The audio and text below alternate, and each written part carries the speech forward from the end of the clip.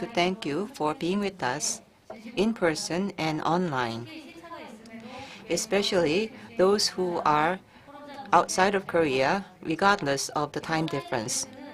And this side event has been organized to secure the foundation for East Asia Urban Forest Network, as well as establish a cooperative network between countries.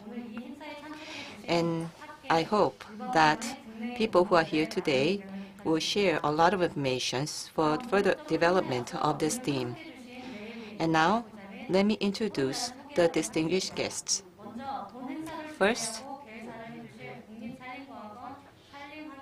Director General Lee Seok-gu from National Institute of Forest Science, who will be giving us the opening remarks. Usca, President of the Korea Society of Forest Science, who will be making the congratulatory remarks.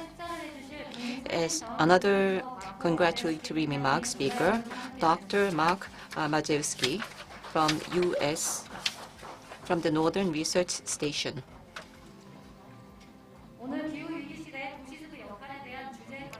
And the keynote speaker, Professor Jung-Jong from Seoul National University, who will be talking about climate crisis and the role of urban forests. Let me introduce the presenters.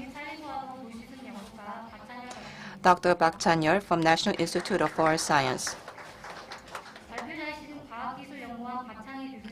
Professor Park Chan-yeol from KIST.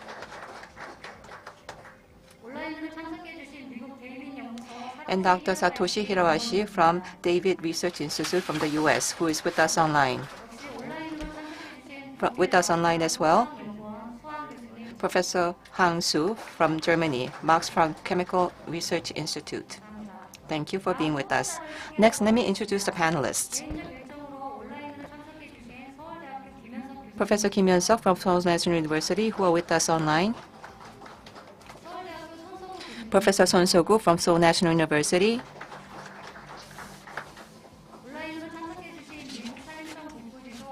From USDA Forest Service, Alexis Ellis.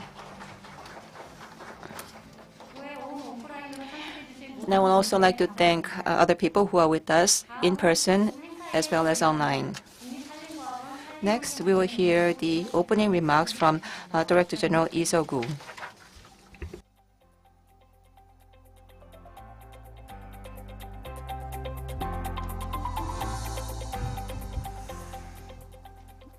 네, 안녕하십니까. Good afternoon. My name is Seok-gu Lee from NIFOS. First of all, I'd like to extend a warm welcome to all the participants to this event entitled Green Infrastructure for People and Environment. As the MC just introduced, we have presenters. First of all, Professor Jung-Jong and Dr. Satoshi Hirabayashi, Dr. Chan-yeol Park from NIFOS. And also we have Dr. Ga Young-yu from Kyung University, who will be playing the role of moderator. And also we have several panelists to this event. Thank you very much for your participation. And also Dr. Yu Soo-young and also Dr. Majewski from the USDA Forest Service. Thank you very much for your attendance as well. As you probably know, we are living in a climate crisis era. The megacities in Northeast Asia are suffering from heat waves caused by global warming and air pollution from fine dust problems more than ever. Urban forests and peri-urban forests are rapidly disappearing due to the urbanization and the expansion of urban areas around the world. Ironically, however, to achieve 2050 carbon neutrality, reduce air pollution, and provide a haven to overcome Corona Blue, the expansion of urban forests is becoming more than more important than ever. In order to respond to these challenges, the National Institute of Forest Science of Korea established this event. I hope that today's meeting will serve as a cornerstone for building a research network to expand the green infrastructure in global cities beyond East Asia. Once again, thank you very much for your participation. And also, I'd like to thank the staff of NIFOS and APA-Free for making hard efforts to make this event possible. Thank you very much. Thank you very much, Dr. Lee. Now I would like to invite Su Young-woo, President of Korea Society of Forest Service, for congratulatory remarks. Please. 예, 안녕하십니까? Good evening. 오늘 이렇게 의미 있는 동아시아 연구 네트워크를 개최한 것에 대해서 It's a very meaningful that we are holding this event. 우리 대한민국 산국산림과학회를 대표해서 And on behalf of the Korea Society of Forest Science of the Republic of Korea, congratulations on hosting of this event. 이성구 부장님께서 여기 참여한 And Dr. Lee, in the opening remarks, has recognized in person the participants to this meeting. So I will not repeat that. 오늘 여기에 이 자리가 있도록 정말 준비해 주신 발견 I would like to thank the organizers who made this event possible. Congratulations again. 15차 회의에서 In the 5th World Forestry Congress, 축에 대한 내용을 we are having this event to discuss green infrastructure, and I do feel that indeed this is very meaningful. 우리가 숲이라고 하면은 When we say forest, generally we think about forest in the rural area. Of course, that is important. However, recently, with urbanization, many people are residing in the urban area. As a result, there are street trees and forests in the urban areas, and those became very important. And in the urban area, PM, fine particulates, and also the trees and greenery have the effect or function of alleviating climate issues. And with fast urbanization, the greenery is being dispersed, and the area is becoming smaller and smaller. And there is a warming of the temperature, and therefore those of us who are living in the city are very concerned about our health and quality of life. And at this point in time, experts in this area through the East Asia network are discussing this relevant issue to solve these problems and challenges based upon science. And I do feel that it is very important and meaningful. In Korea, with regard to carbon neutrality, the role of urban greenery has emerged to become very important. And through greenery and plants in urban, it is not only they are not only promoting greenery, but also there are other possibilities to alleviate climate issues. So therefore, greenery in the city is very important. And recently in Korea, there were many mountain fires, and the temperature has become much dry. And as a result, if you go to the forest, it is very important, especially forest in the urban area.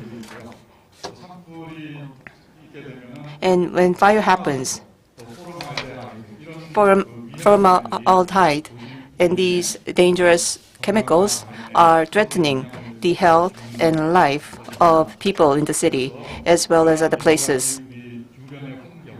And these conditions around us, and in order to resolve them and to solve the problems, we have gathered to discuss these issues to lay the right direction for the future. And I do feel that it is very important and timely, and congratulations again.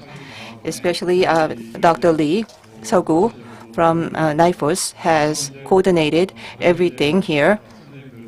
And of course, other people have contributed. I would like to especially thank Dr. Lee for all his efforts. In 2019 in Seoul, I took part in the first meeting. And a very good direction was set, and there was very fruitful discussions. And the professors and experts who were there at that time are here again. I'm very glad to see you again. And I do hope that this discussion will result in good, fruitful results that will be relevant to our lives, and it will lead to the third meeting. Congratulations again, and thank you.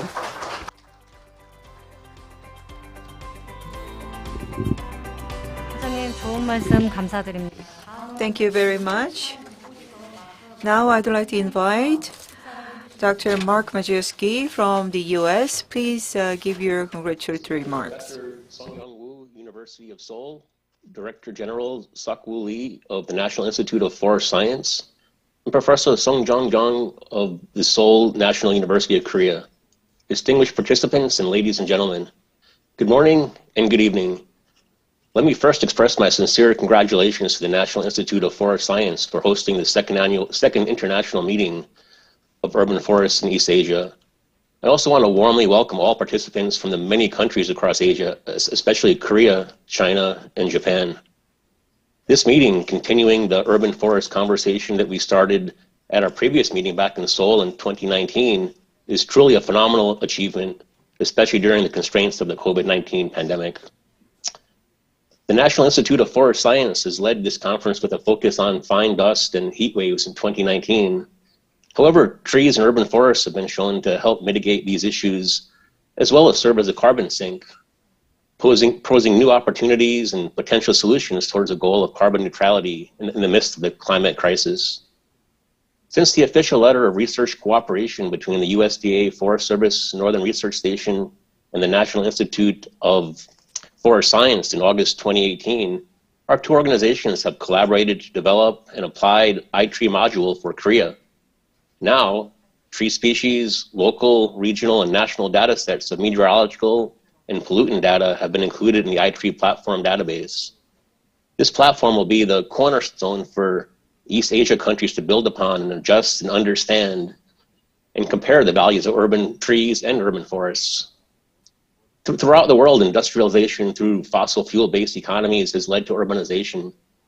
Green infrastructure has the potential to ensure the safety and welfare of a sustainable society in the future. The iTree suite of tools can quantify the value of the benefits of tree planting and maintenance around the world as we all work towards such a sustainable future. I hope you have a delightful stay while investing time in building relationships and extending your professional networks throughout this entire event. I wish the second international meeting on urban forests in East Asia the best success. Thank you so much for having me, and have a great day.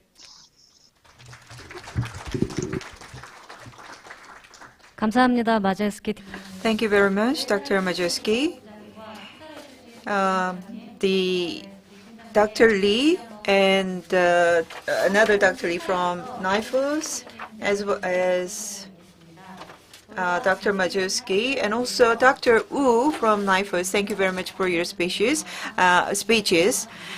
Before starting the keynote lecture, we are going to have a short moment of planting a tree. We are going to water the camellia here. This is a little performance to commemorate this event. Well, thank you very much.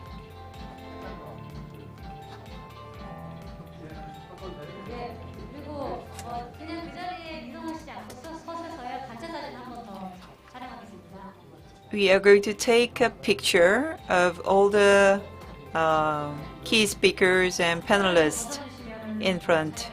Take off your mask.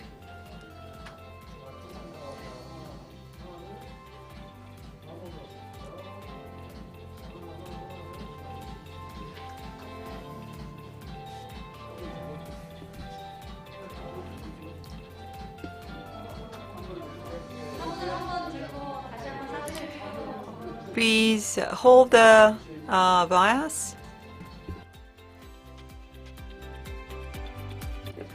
Please hold the pottery. For photo. Thank you. Thank you very much. Please give a big round of applause.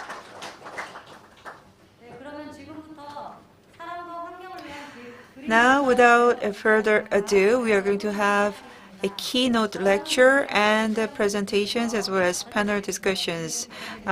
This session will be moderated by Professor Ka Young-Yu from Kyung University. Please, the floor is yours. My name is Ka Young-Yu from Kyung University. I feel a very big responsibility on my shoulders because I'm moderating this session. At this event, it will go until 7:30. We have one keynote speech and 4 thematic presentations. The keynote speech will be made on the theme of green infrastructure for people and environment.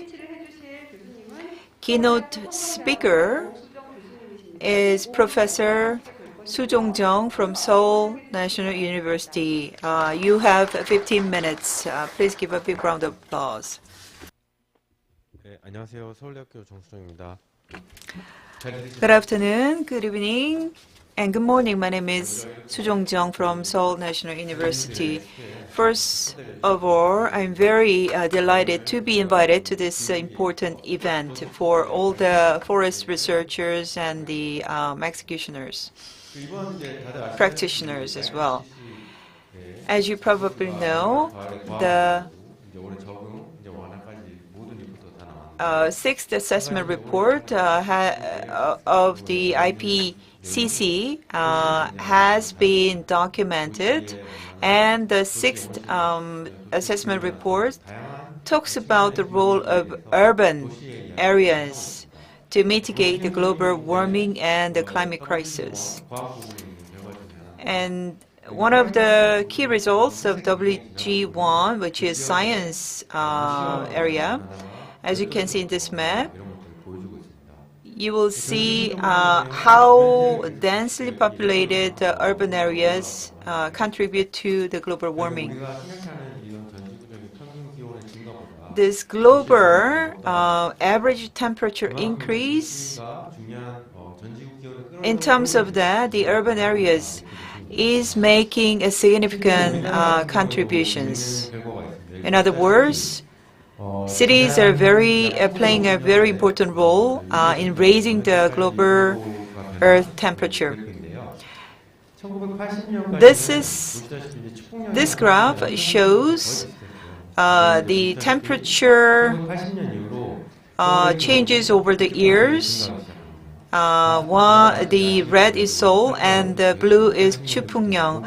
In the 1980s, we had our first Summer Olympics, the Seoul Olympics in 1988. You will see Seoul, which is representative of urban areas, the temperature is increasing greatly, and the gap between the urban temperature and the rural area temperature is growing ever since. Globally, 70% of the fossil fuel driven pollutions are attributable to the city areas. Here, the red is where Seoul is placed at in each theme. As you can see, the big cities are playing a very important role in terms of energy use and the CO2 emissions. In the urban areas, we're talking about urban heat island effect and urban dry island effects. Here, the far left one shows the precipitation, and the middle one is evapotranspiration rate. Again, you can see the trend goes to the different direction, the opposite directions between the two factors. Again, the decrease in precipitation and the increase in potential evapotranspiration means that the city areas becoming more drier. Again, the aridity index shows that the Seoul's dry weather and dry environment is intensified since 2000. So, all in all, we can say that urban areas can play a significant role in mitigating the global warming as well. In Seoul, if you make the cities greener, then this vegetation plays a very important role. It can reduce pollution, and also it can reduce energy consumption as well as in terms of carbon cycles. It has a very positive role to play. So seasons are coming earlier, and you can see in this picture during the past 100 years, the flowering period is becoming earlier and earlier. Another thing is that if you analyze many cities, if you see the middle, X is this phenology. And so, to the top, if the more urbanized you are, the flower blooms earlier. So as mentioned before, there is more heat in the city, and it's warmer, and therefore, naturally, flowers bloom earlier. But in the city, it is all the more so. So what does this mean, the changing of the flowering season? So it is very meaningful, and in that, the picture is quite complex, but if you see A, please concentrate on A.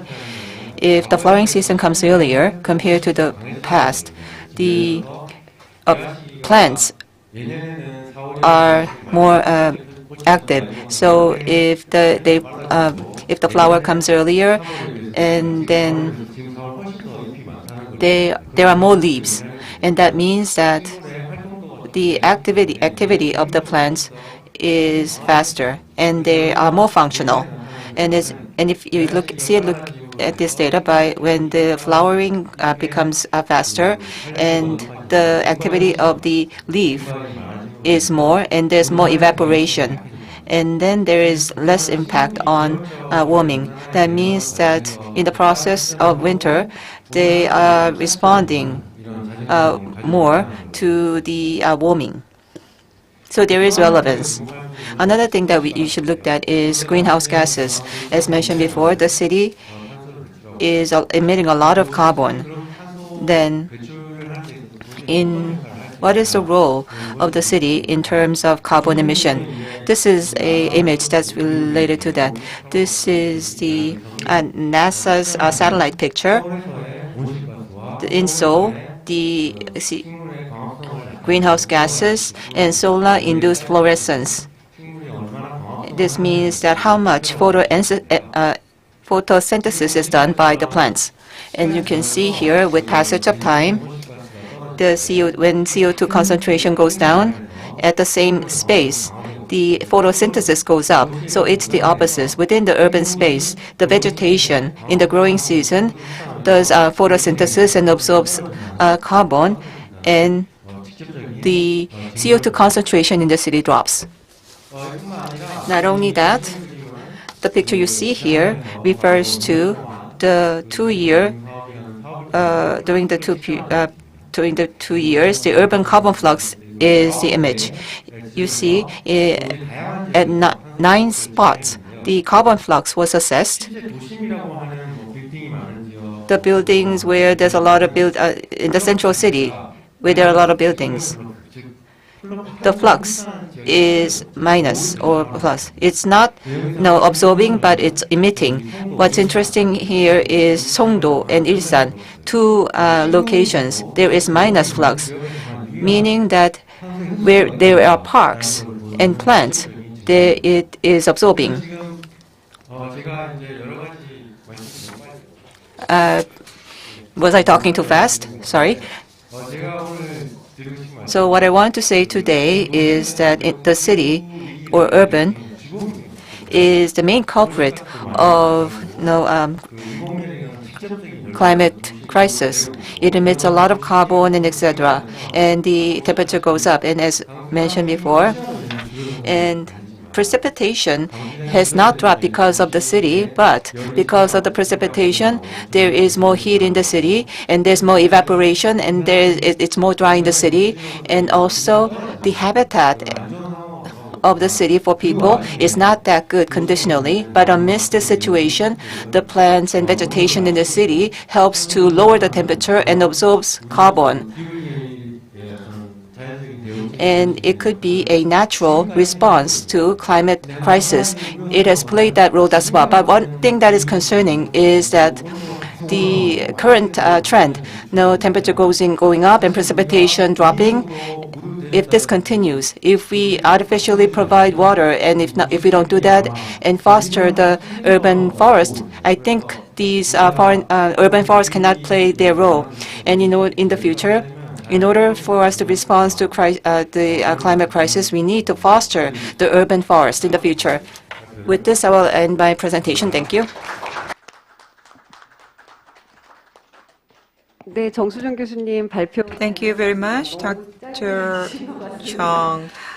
You saved a lot of time, but you actually accurately pointed the right things in summary. Because I feel the time constraint in advance, so I didn't explain the background of this discussion. But if you see your booklet, there are some background information, and the One Health concept was introduced in the book as well. And I am actually studying what One Health is. So One Health means the Mother Nature and the human beings should work together to bring the benefits for all. For all means to the nature and also for the people. So the green infrastructure, the urban forest have been very effective in terms of mitigating the global climate crisis. And Dr. Jung showed some of the key data that supports the important role that the forests in urban areas play. From now on, we are going to have 4 thematic presentations, and each presenter has 8 minutes to go. The first presentation will be made by Dr. Satoshi Hirabayashi from Davy Institute. The title of the presentation is The Applicability of I3 Module in Asia Region. Dr. Hirabayashi, the floor is yours.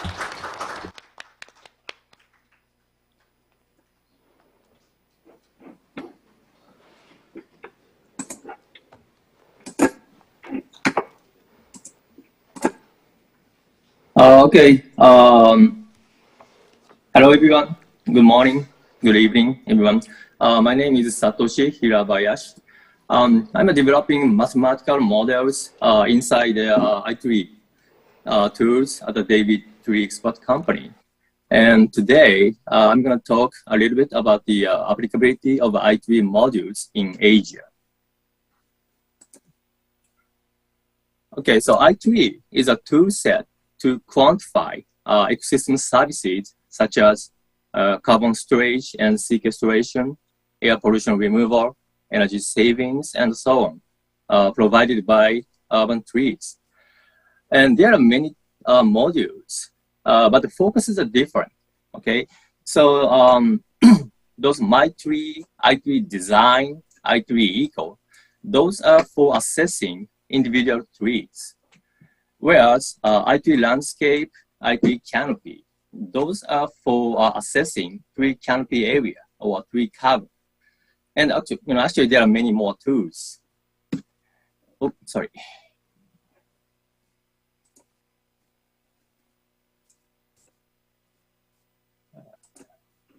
Okay, and there are many more tools. But I3 Eco and I3 Canopy, those are applicable to Asian countries. And this map shows the number of I3 Eco users worldwide. So Canada, US, and Mexico, Colombia, and Europe, and Australia, there are thousands of users. So, those are major countries of I3 Eco users. But also, in Asian countries like China, India, and South Korea, Japan, Indonesia, Philippines, there are many users too. Okay, then this is the system architecture of I3 Eco, meaning how I3 Eco works. So as a user, you need to go out to field to measure trees. Okay, then you can input those tree measurement into I3 Eco client, which is a desktop application. Then you can submit those data to I3 Eco server. Okay, then in this server, we have many databases like species, tree species database, and location, pest and disease, and population. Okay, and also the weather, upper air quality. So we have worldwide data in our server. Okay, then using these data, the mathematical models here run to estimate existing services such as forest structure, carbon storage sequestration, and cooling heating effect, and air pollution, human health, rainfall interception, and so on. Oh, okay. Then once the model runs are finished, the users can download the results, which includes the those written report and also the existing services estimate in tabular format or many different types of charts. Then another application is I3 Canopy, which is a web-based system using Google Map. So basically the system randomly selects a location point and zooms in there, in your study area. Then you need to visually interpret what is there on that point. So you can say, okay, this point you can see. If you can see trees, then okay, it's tree. Then go next point. Then okay, that's a maybe that's a road, or okay, that's a building. Okay, so you repeat this process for maybe hundreds of times. Okay, then the system estimates how many % of the area is covered by trees. Okay, so this is just an example. I ran I3 Canopy, for a city in Tokyo, Japan, and I sampled almost 500 points. Okay, then the system estimates that 22% of the area is covered by tree. Then because it's a big city, so mostly 40% of the area is impervious buildings and some other land cover types. Then based on the tree cover estimated by the sampling process, the existing services are calculated, as shown here. But first, you need to set the local unit values. So in this case, this is carbon storage and sequestration. So, you first need to set this value. It's 2.7 tons of carbon sequestered per 1 hectare of tree cover per year. Okay, then this value is multiplied by the tree cover estimated previously. Then it's gonna produce the results here. So annually, carbon sequestration is this value, 3.5 kilotons. Also, the carbon storage, those are unit value, the local value, then multiplied by a tree cover would produce this value. Then also the monetary values, economic values. You can set those values, carbon price, like it's in Japanese yen per 1 ton of carbon. And it's air pollution removal. It's the same thing. You first need to set this, this rate, removal rate. So like carbon monoxide removal annually is 0.13 gram per square meters of tree cover per year. Okay, then for those other pollution types, NO2, ozone, PM10, PM2.5, SO2, you can set those values and also the monetary values. Then multiplying these values with tree cover area would produce the annual results. Okay, then you can also estimate the hydrological results, like rainfall interception by leaves or avoided runoff by trees. Okay, so I just very quickly introduced IT modules that you can use in Asia. But for more information, you can go to this website, ittools.org. Okay, thank you very much. 네, 닥터 사토시 감사합니다. 발표 잘 들었습니다. 저희 Well, thank you very much, Dr.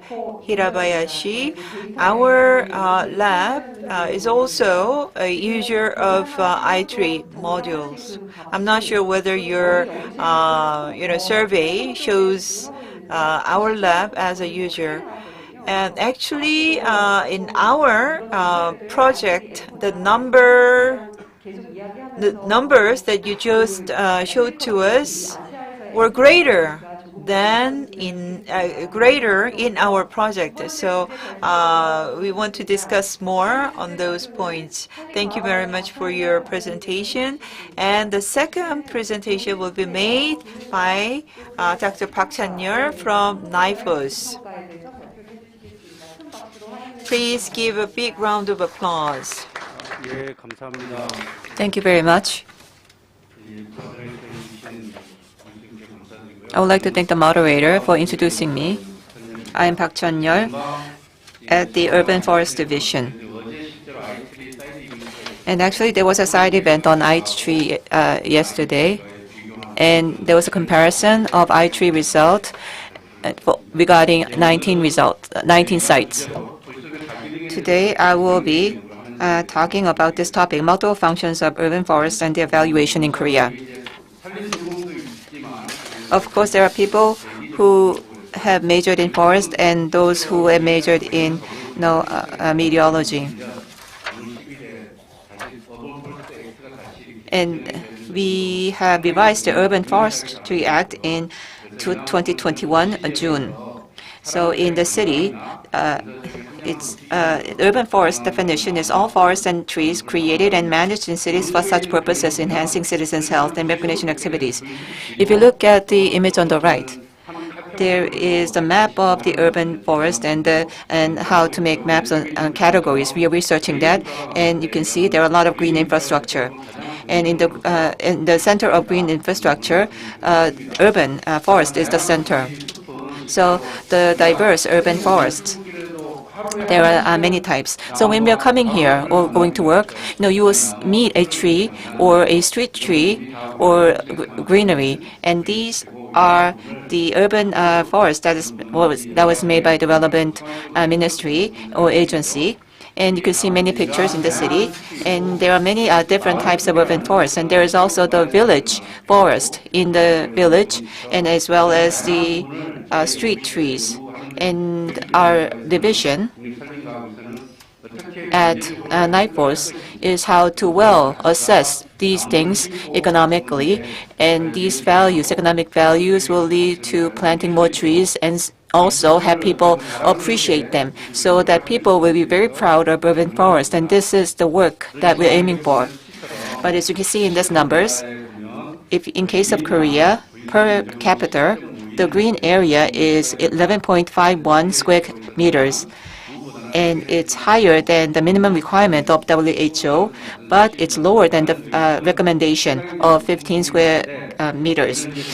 And no, in case of Korea, we have experienced a war, and as you know, globally, Korea is famous for making the nation greenery, but not in the city. We are in shortage of greenery in the city. But after the Korean War, we were successful in greening the nation. But now we want to make the city more greener, and that is our goal. And now, many people are studying the ecosystem service or value of urban forest. And the value is estimated to be 4.7 billion US dollars in terms of improving the air quality and etc. And for the air quality, now there are many data we have how we have improved in terms of particulate matter and etc. As other speaker mentioned, there is a measurement that is being done at specific points. In Korea, when we establish a forest in a certain area, so how has the PM gone down? And we have measuring that. Actually, we have the result for city of Sihung. If you look at the left side, as well as the Ministry of Environment, as well as the Agency of Meteorology. Now we were able to see the PM as well as the improvement of air quality, especially those near the forests. So in Korea, many people have made efforts to improve the air quality, and when the Ministry of Forestry or have established more forests, we were able to contribute to that. Next, we're moving on to the heat waves. By measuring the PM in the Namsan area during the heat waves, what was the temperature, we collected the related data. And also, if you look at the green belt area and the peri-city area, these are places where it can attract cooler temperatures or air. But people are exposed to open air, open spaces, especially in the bus station, etc. Especially children, they are exposed to direct sun radiation. But if the bus station is covered up with plants and trees, the temperature goes down, and we're studying that. Approximately by 1.8 degrees on the facial temperature. And these urban forestry, the physical side is important as well. In terms of abatement of noise, it is, and when we plant certain trees, approximately 32% of noise goes down. And in the city, it is a place where living things can live, and birds and etc. And these things, we are trying to quantify this as well. And in that sense, it is giving us a very activity as well. It is important in terms of soundscape. So this is ICANN. This may be new to you. It's Asian Initiative of Clean Air Network. So in short, we call it ICANN. So we want to have the air in Asia cleaner. So ICANN, you can. So under the name of ICANN, if you go there, the PM data is uploaded real time every 10 minutes. So when there's yellow dust, what is the situation, and etc. So these kind of data are provided to people in real time, and everything is open and measurement data. And based upon that, we can see the role or contribution of the forestry in this area. And this is a service we're providing to the public. So these services in Asia is being provided in China, Japan, and along with those countries, and we want to have cooperation, and we do feel that this will serve as a platform. So we created ICANN. So in the city, we can assess things, and we will also compare the data from the government's data as well. So we compare the 1-year data, and for PM, for 1 hectare, 48 kilogram was reduced. But actually, according to our measurement, it's a reduction of 32 kilograms, and as well as ultra fine dust and etc. And these measurement machines, so how they assess the change of the concentration according to the size of the particles as well. So in this sense, in creating the urban forestry is past. We have already created. Now we need to maintain them. In terms of maintenance, we need to have scientific platform, and that is important. And in terms of I-tree, so economic assessment is important for I-tree. And for that, this is something that we applied in Seoul. There is Gwangmyeong Elementary School, and in the passage road, children are exposed to light. And when forest is created, we calculated the economic result or effects. And it shows that about $98,000 is the value benefit from which was calculated from I-tree. And I-tree from 2019, NIFOS and USDA has cooperated to create the Korean I-tree, and we applied it, and we are updating it on a regular basis. And as the other person mentioned, in terms of we need to adjust it more per region and etc. for per location. And we also are modeling and measuring the urban forest, so how much it will contribute to lowering the fine dust or a particular matter when there's more forest. And there's also the term of corona blue. So when you're depressed, and if you go to the forest when you're depressed, it's alleviated. We have also quantified that as well. So in the future, in the city, as mentioned before, that in terms of drying, there is a sponge city initiative that is being done somewhere, and we do feel that we should consider that as well. So overall, the urban forest, it has many functions. It should be science-based, and there's also the wisdom-based, and also it should be user-tailored for children as well as the elderly and etc. We need to conduct more research on that as well. And in the center, there is smart monitoring network, which is science-based, and it's relevant to soundscape and free breathing pathways and urban oasis role and carbon dioxide measurement and etc. and especially related to soil as well. And also in our network, not only trees but also soil, forest, and air in the city, and linkage to the city is something that we need to work on. To sum up, now I want to emphasize ICANN, and I guess I'm promoting ICANN or trying to sell ICANN to you, and I hope that people can say more, ICANN, you can, and we can. So I hope that you will visit ICANN site, and we have created this monitoring site, and I hope this will be well utilized in the future. Thank you. Thank you very much, Dr. Park. You talked about the importance as well as the multiple functions of urban forest. But because of your passion on the themes, you went too fast. Again, I want to emphasize the important role of urban forests, and not just reducing the air pollution, but also it can help mitigate or reduce the depression risk as well. We are having this seminar in this very, gorgeous building. Around this area, the only urban forest was near this building. It was very small, green area in this region or in this portion of the city.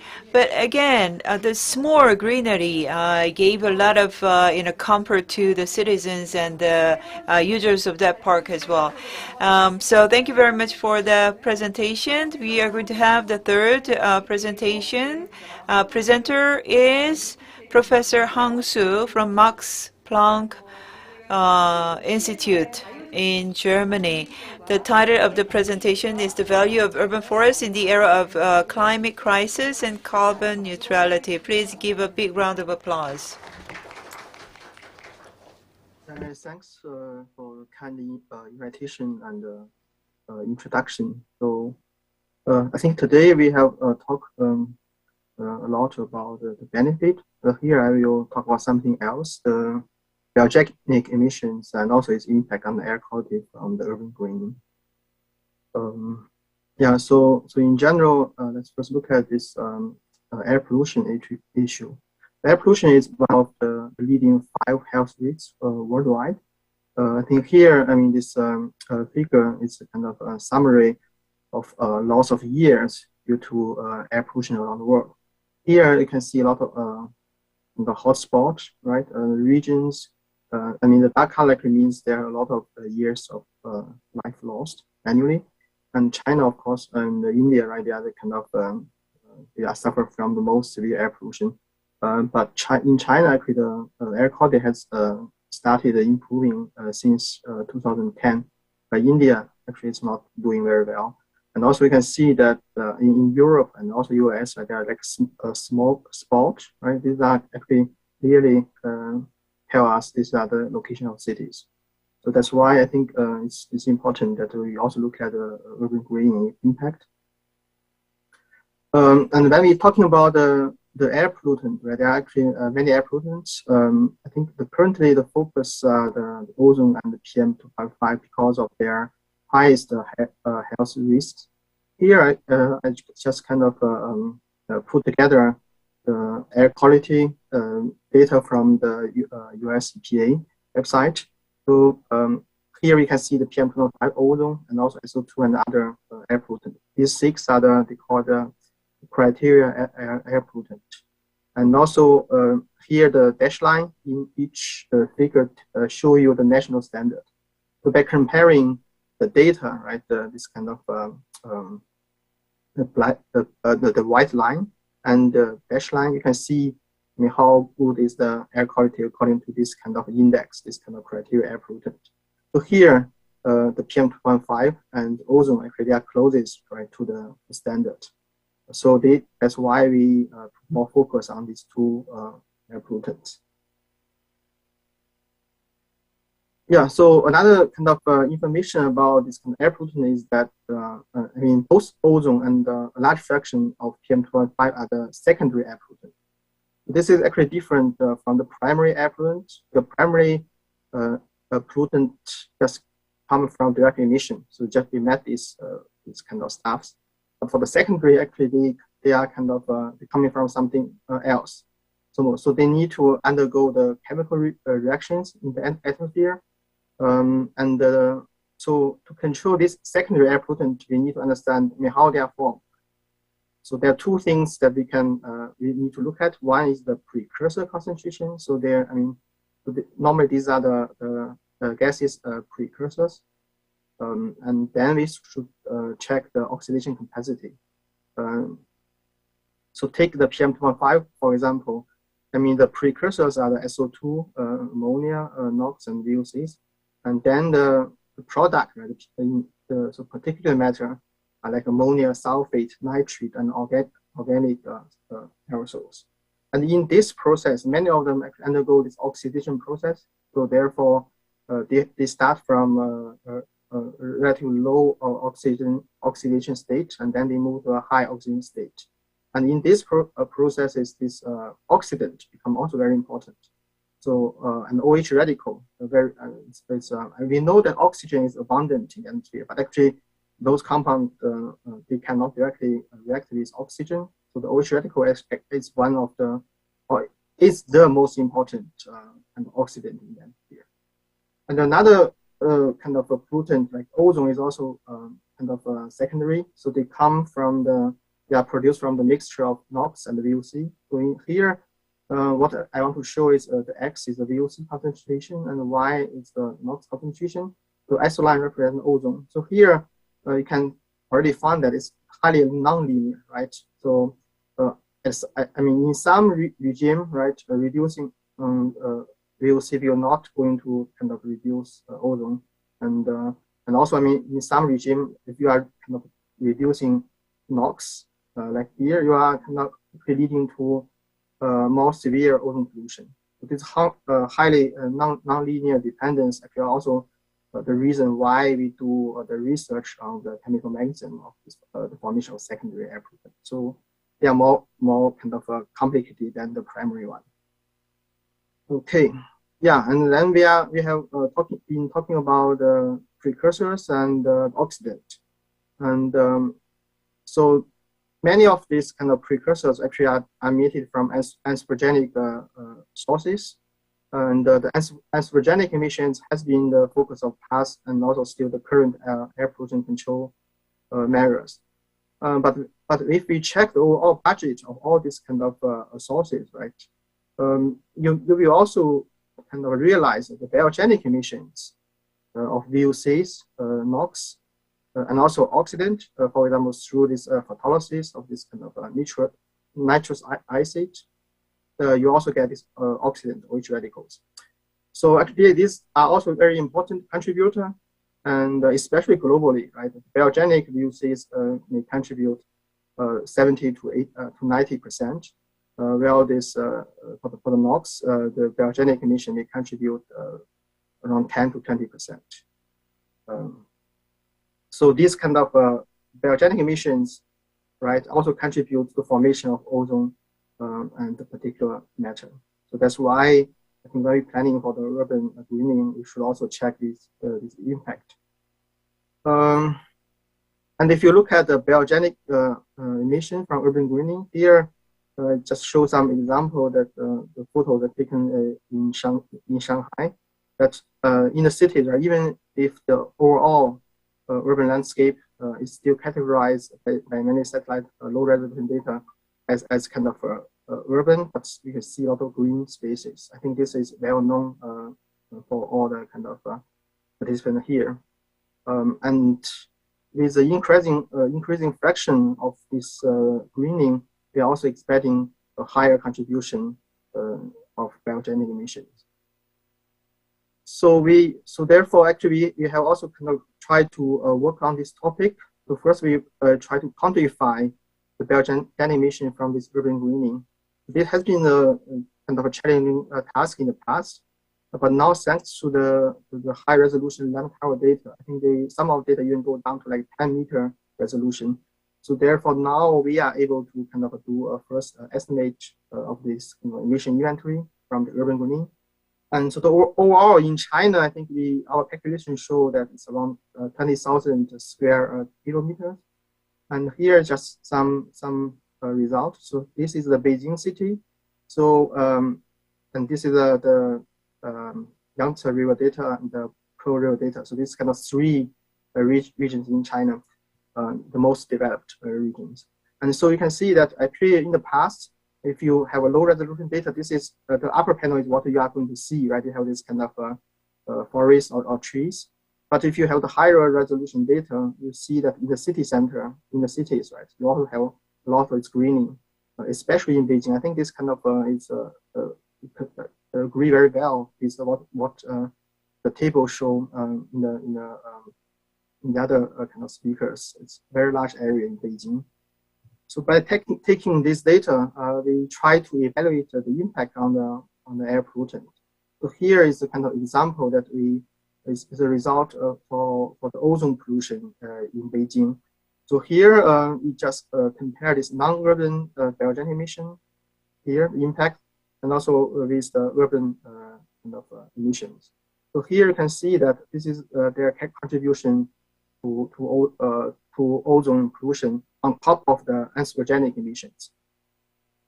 So overall, if you kind of count both urban and non-urban, you get around like around 10, 8 to 10 ppb increase of ozone in the kind of summer season. And so this base case is what's happening now. And we also do some tests, sensitivity tests. For example, if you in the future you have reduced NOx, right, and what's their relative contribution. So overall, I think the right axis, so the contribution of this urban greening, actually you may even expect the increase in importance, although the absolute concentration is going down. So overall, I think the urban greening, despite of the very much benefit, they're actually leading towards ozone pollution, right? So, and I mean, this kind of 10 ppb overall kind of impact actually is not minor. But if you look at the kind of improvement of ozone pollution in the US, it's around like less than 1 ppb per year over the past 40 years. And especially in recent years, you can see it's more and more difficult to reduce the ozone pollution. So if you, on top of that, if you have another around like 10 ppb of ozone, I think that's yeah, that's quite some problem. So therefore, I think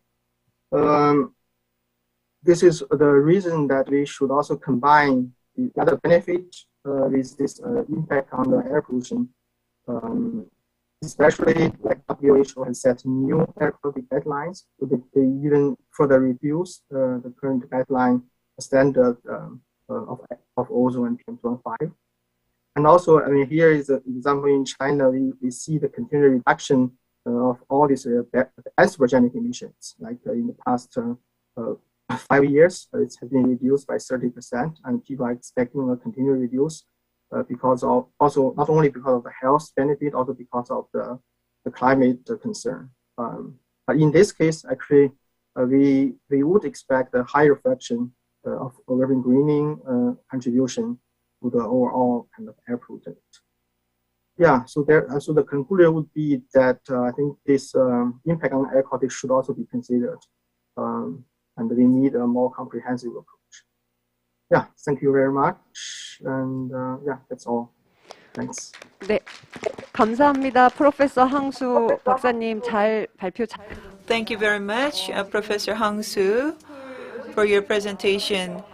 You talked about the biogenic emissions from the urban areas, and when considering multiple functions of the urban forest, your point that the biogenic emissions related aspect has to be emphasized as well. Thank you very much for your presentation. The next presentation will be made by Dr. Park Chang-hee from KIST. Please give a big round of applause. Good afternoon. I'm Park Chang-hee from KIST. So in the previous presentations was done on the relevance with urban forest and air quality. In my case, I will be talking about the green infrastructure as a possibility to mitigate heat waves. Please look at this picture. And after industrialization, the global temperature increased by 1.5 degrees, 2 degrees, and up to 3 degrees. And in such a case, there are 5 climate crises that could happen. As you can see from this image, this climate, because of the climate crisis, Asia region, especially the urban area, is more prone to the crisis. And among these climate crises, the most serious is damage related to heat waves. And the issue here is that the heat waves that may happen in the future, will be much stronger and serious than what we're experiencing at present. So as you can see on the left, at the World Meteorological Organization, from 2015 to 2007 to 2011,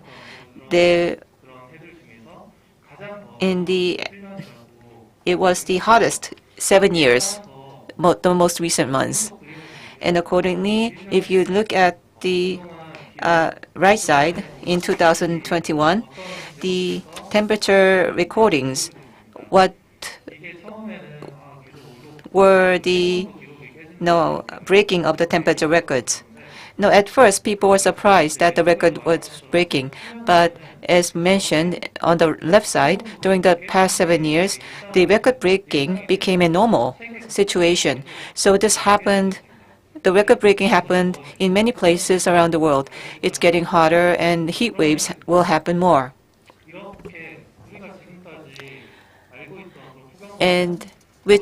And these heat waves is something that we're not used to. It will be hotter and more serious than before.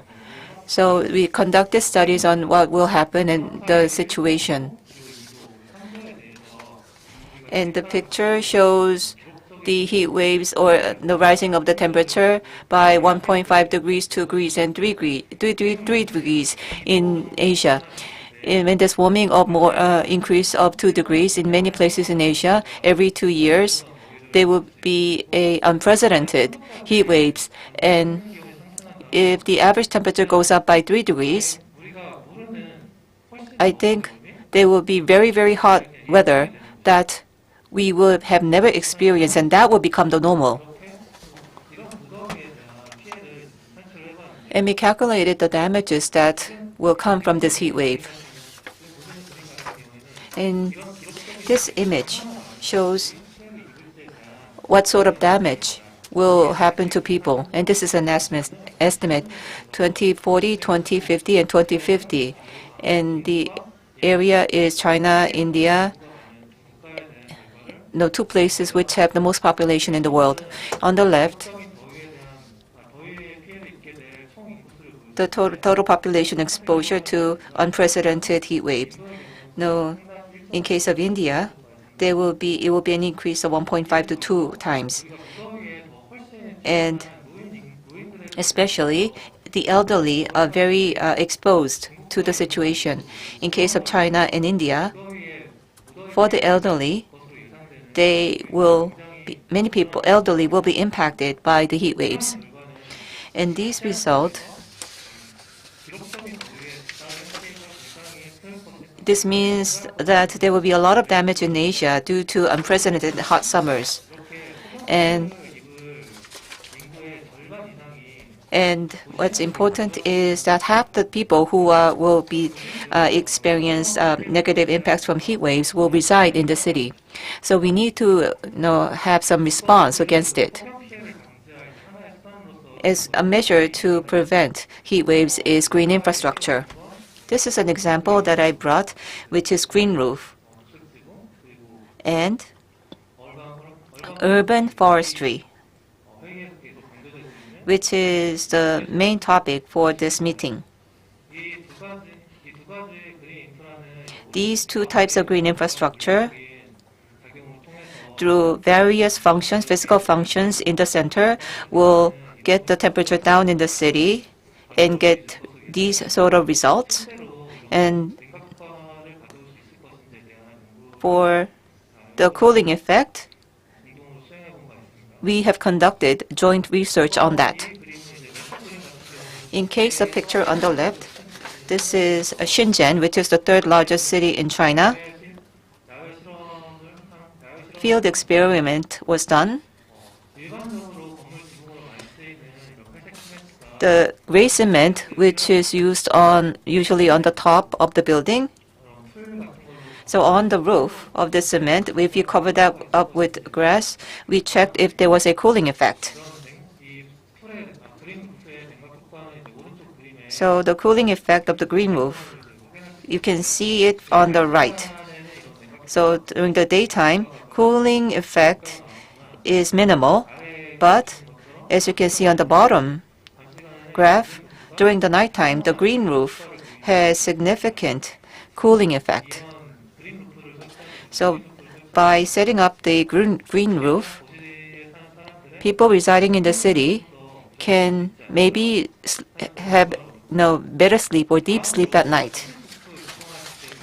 So next, is there a cooling impact from urban forest? And this is the result of the research. And this is Seoul and the neighboring area. And the orange is the city, and what is in blue is the forest. So from the left to right, we extended the forest, and as you can see, the changes in the temperature. So the change in the temperature expands from 0.5 to 2 degrees. So we can check the cooling impact of urban forest. To summarize my presentation, first, due to climate change, we will experience unprecedented heat waves, and that will become the normal in the future. It will not be an unprecedented, but it will be a normal. Accordingly, in the urban, we need to take measures to minimize the damage from heat waves. As a measure to that, we are considering green infrastructure, and some of them have been verified. We need to conduct more studies on this, and based upon that, those living in the city, we hope that there will be less damage to them from heat waves. And thank you for listening to my presentation. Thank you very much, Dr. Park Chang-hee. That was an interesting presentation. So through a lot of simulations, you show the benefits and effects of urban forest. Thank you very much. Now it's time to start the panel discussion. The keynote speech was short because we needed a lot of passionate in a presentation session we just finished. Thank you very much. And we are going to have start the panel discussion from now. The first panel is Professor Kim Hyun-seok. He is joining us virtually. Please give a big round of, please introduce yourself. My name is Kim Hyun-seok from Seoul National University. I, received positive results for coronavirus, because that's why I am attending virtually today. Well, thank you very much for the previous presentations. Today I'm going to talk about, well, before that, earlier presentations talked about the impact of urban forests to reduce particulate matters, as well as, in other words, air pollutions. So today I'm going to talk about how important the forest structure and the tree species selection plays in urban area in terms of reducing the particulate matter.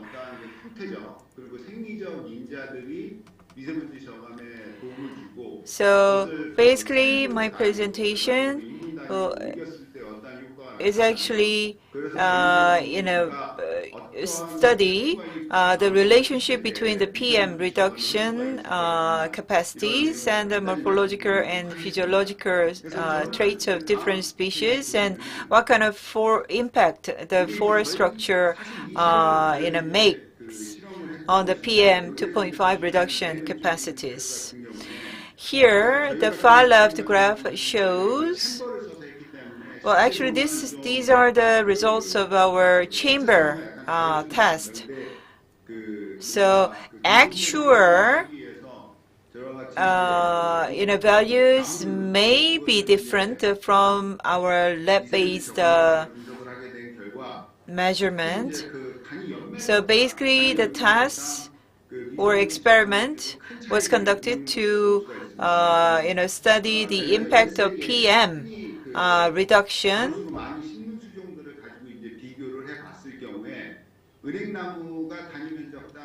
Here, the ginkgo trees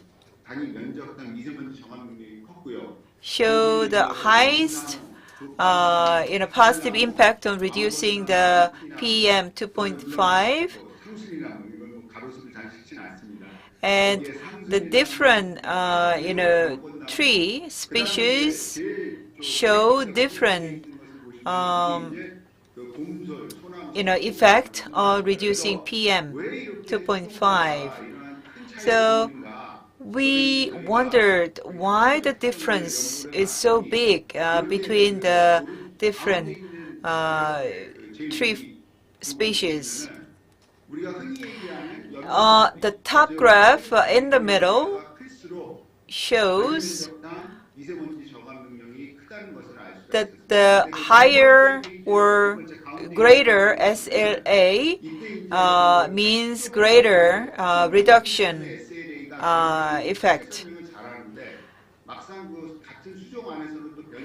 And in the same species group, again, the results of PM reduction varied. So as you can see, the leaves of the trees, the leaf area is different, even within the same group of tree species. When, as I told you before, the specific leaf area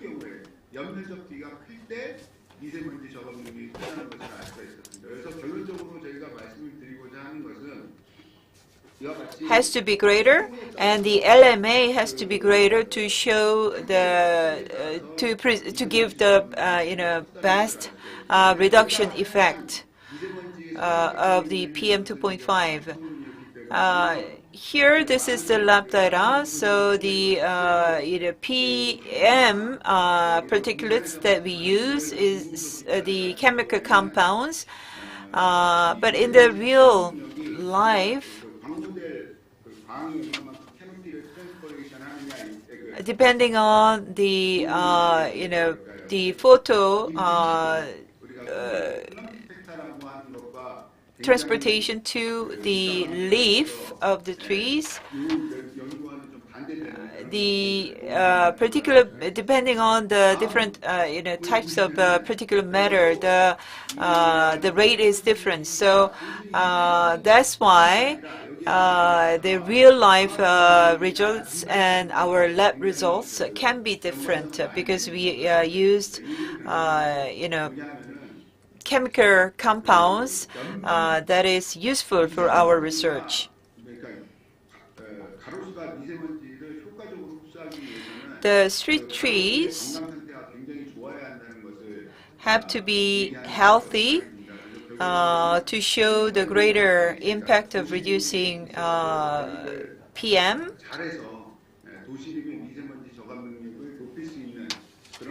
So again, this means that the cities have to work hard to maintain the trees' health.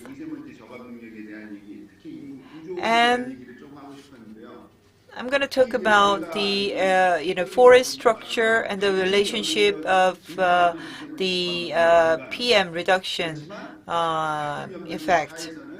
If the LMA is the same, when the trees are apart in a greater distance, shows better PM reduction results compared to the very densely populated forest. So we need to be very careful of when we design the forest structure because we want to have a greater impact on the PM reduction. Well, thank you very much. I think we are short in time, so let us go to the second panelist, Dr. Alexis Ellis from USDA Forest Service will provide her opinion on this theme.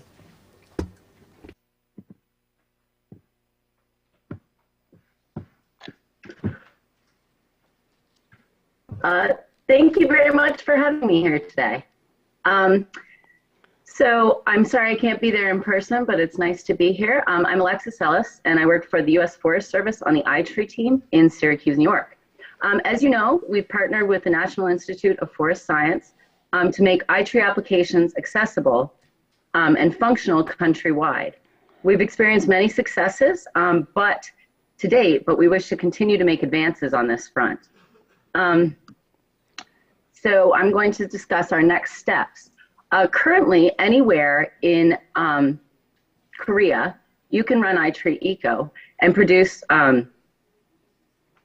sample inventories or complete inventories of your city to produce ecosystem service analysis benefits. We also have a means for people who we have not partnered with to supply their country location data, pollution data, and weather data. And this is database.itreetools.org. And currently, through these means, we have users all over East Asia. We have cities available, 54 cities in China, 4 in Japan, 1 in Mongolia, and 6 in Taiwan. And we want to continue to encourage people to submit their data through this tool so they can use iTree Eco in their area of interest. In Korea, we currently have 2018 pollution and weather data. As new data becomes available, we would like to integrate this into the application to make the results more relevant and more current. We would also like to integrate any local values or estimates. The tool is it's very easy to adjust values based on user input. We have currently 135 allometric equations for calculating carbon storage and sequestration. As we've worked with the group in Korea, we've realized that these carbon equations may not be as relevant as we would like in Korea, given that they are very species specific. So we have discussed the potential of integrating local carbon equations into the applications. As well, each of our tools runs an energy estimate. These values are very specific to the United States. So based on the building and tree interactions, we calculate the avoided pollution as well as the energy savings supplied to a home.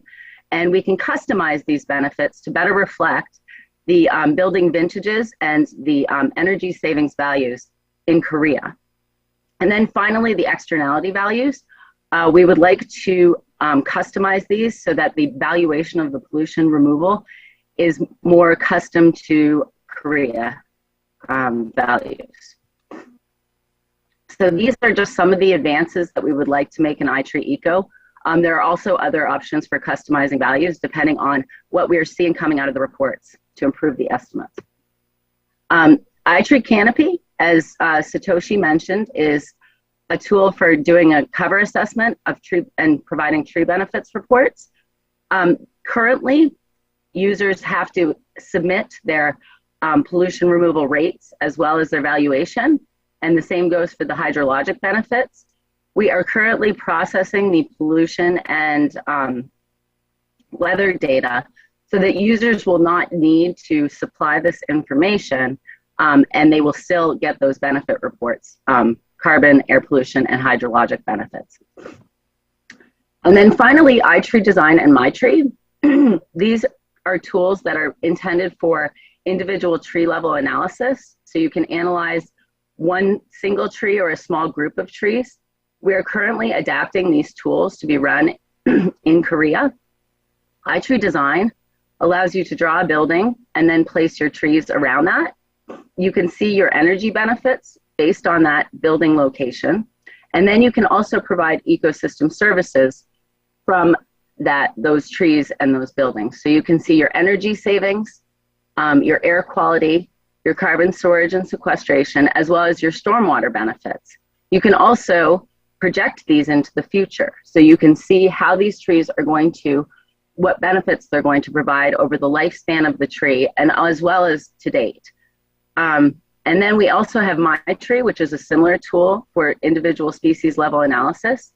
And this tool you can use on your cell phone. So as you're walking down the street, you can gather species-specific information and immediately see those benefits. So currently, we are processing all of the boundary data in South Korea, as well as all of our weather and pollution data. And we anticipate very soon being able to run all of these tools nationally. So those are just some of our near-term goals. We do expect to see new inventories and reports coming out and publications, and we want to continue to adapt our work plan to best meet the user needs in Korea and beyond. So I encourage you to reach out to me if you have any questions about collaboration or about the tools in general, and visit our website as well, and it'll link to all of our tools. And thank you very much. 네, 감사합니다. 닥터. Thank you very much, Dr. Alexis Ellis. Next panel is Professor Son Seok-woo from Seoul National University. Please give your comment for the audience. Thank you very much. I am very pleased to be here. I am a meteorologist. So in this discussion, we are talking about the urban desertification and the urban heat island effect, etc. So that was very interesting topic to me. Urbanization changes the precipitation trend as well. The intensity of extreme rainfall is increasing. So if we have more greens in the urban areas, we can reduce the intensity of extreme rainfall as well. So I brought up this East Asia map here. Here, from the x-axis, on the top, the x-axis shows the annual precipitation in Guangdong area, and the time span here is from 1970 till 2010.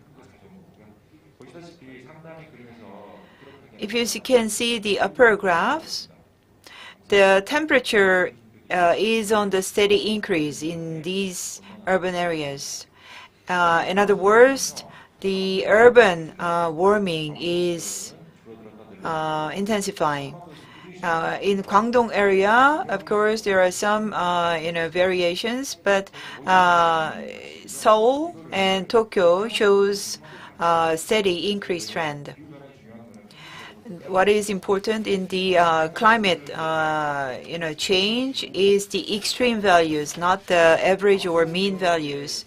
In Guangdong area, during a very hot summer season,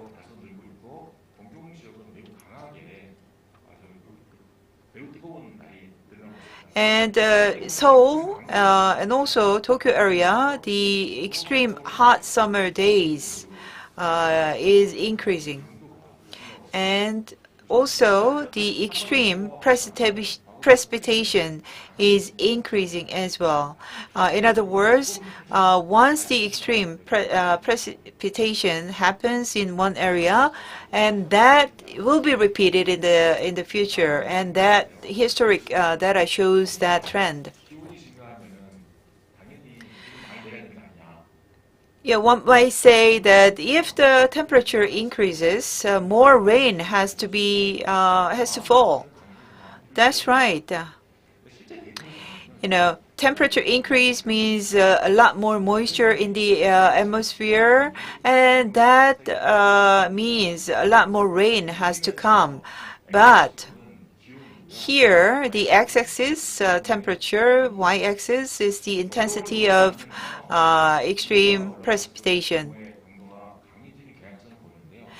When the temperature is on the moderate level, your hypothesis is right. So if the temperature changes, well, temperature increases a bit, then a lot more rain comes. But when the temperature is above certain level, that trend doesn't happen. In Guangdong area, in Seoul area, and in Tokyo area, the population level or population density varies between different districts.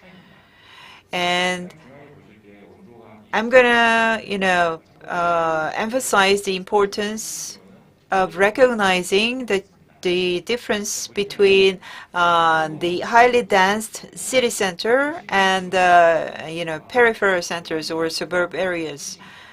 Here in urban areas, especially in the highly populated districts within the same city,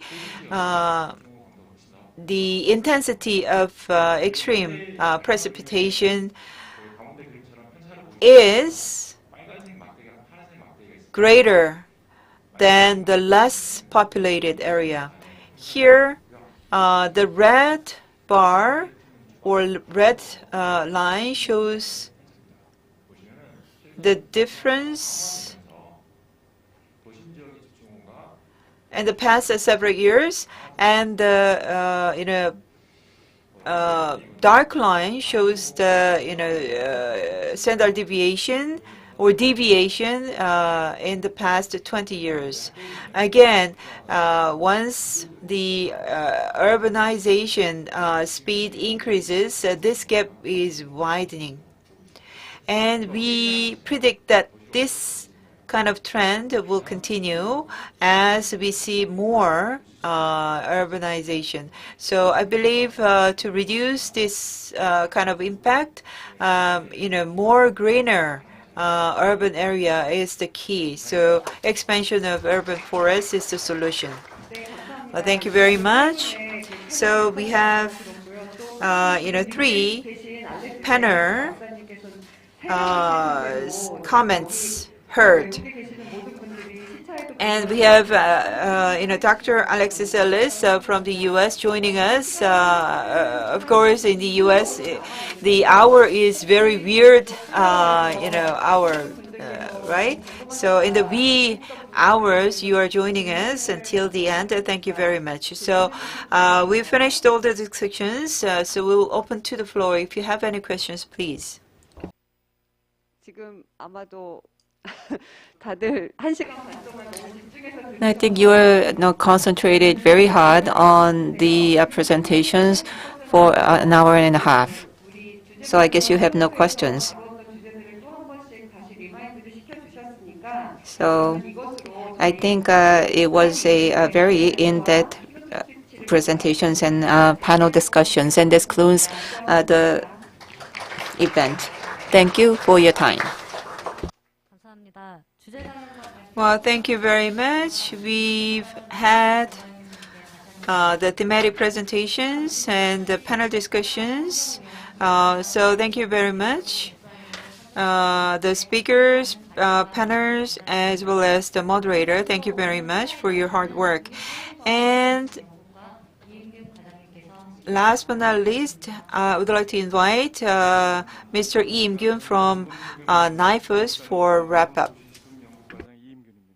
Yes, nice to meet you. I'm Lee Im-gyu from National Institute of Forest Science.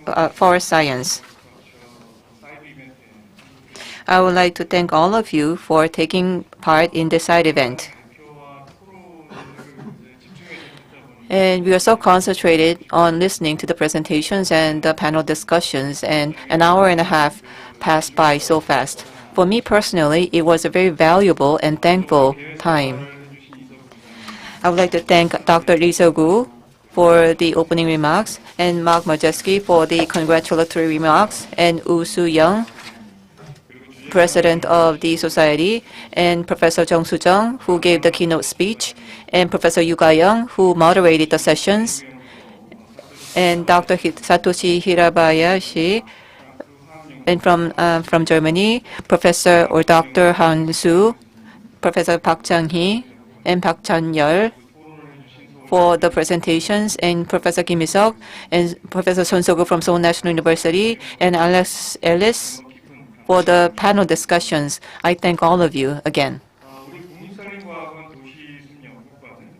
Our division at the National Institute of Forest Science, we work on creation of forest, enhancing functions and value creation, and promoting to the general public. So we have 4 areas of specialty, but there is limitations for what we can do. And so from 2010 or so, we created a East Asia research network from researchers from China, Japan, and etc. And recently, we have added on researchers from US, Germany, as well as from other disciplinaries, in meteorology, and etc.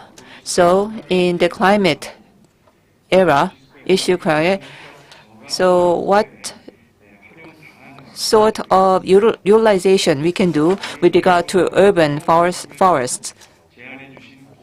And what you have mentioned in your presentations and the wisdom that you have provided, we will review them all, and we will further develop it so that it can be reflected in the national policy.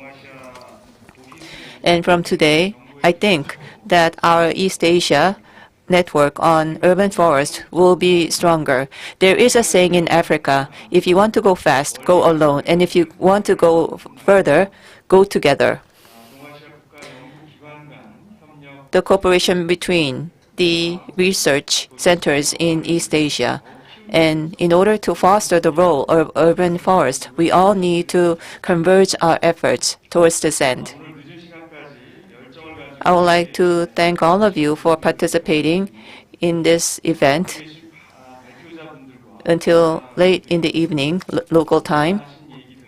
And I hope, and we have organized and prepared an evening dinner for you, for the speakers. And lastly, I would like to thank the 2 interpreters, as well as the representatives of the PCO company, Mr. Ogian and Shin Chun-suk, for your support. Thank you very much. That wraps up today's event. Thank you very much for your participation. Thank you.